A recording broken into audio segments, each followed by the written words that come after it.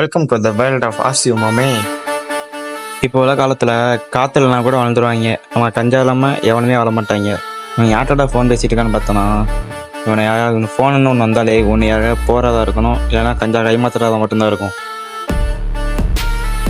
தூங்க சாப்பிட மற்ற எல்லா நேரமே அவன் கையில் ஒரு சிகரெட் இருக்கும், கையில் ஒரு ஃபோன் இருக்கும். யாருக்காச்சும் ஃபோனு இல்லை மெசேஜ் வந்துக்கிட்டே தான் இருக்கும். அது இல்லாமல் சிகரெட் பற்ற வச்சுக்கிட்டே தான் இருப்பான்.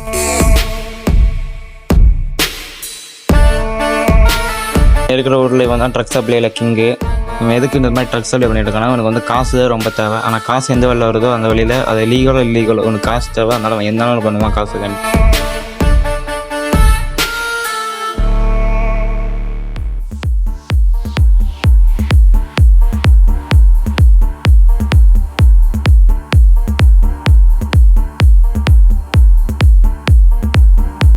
இந்த உலகத்தில் காற்று கஞ்சா கூட இல்லைன்னா கூட வாழ்ந்துடலாம்.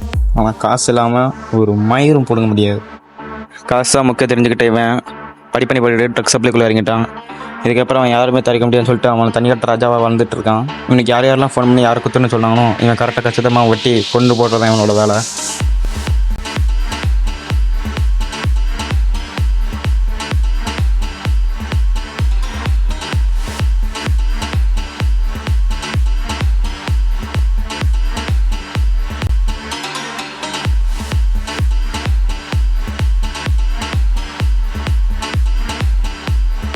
இப்போ உள்ள காலத்தில் ட்ரக்ஸுக்கு ஒரு தனியாக ஒரு கவர்மெண்ட்டே உண்டு. அதை எவனாலுமே தடுத்து நிறுத்த முடியாது.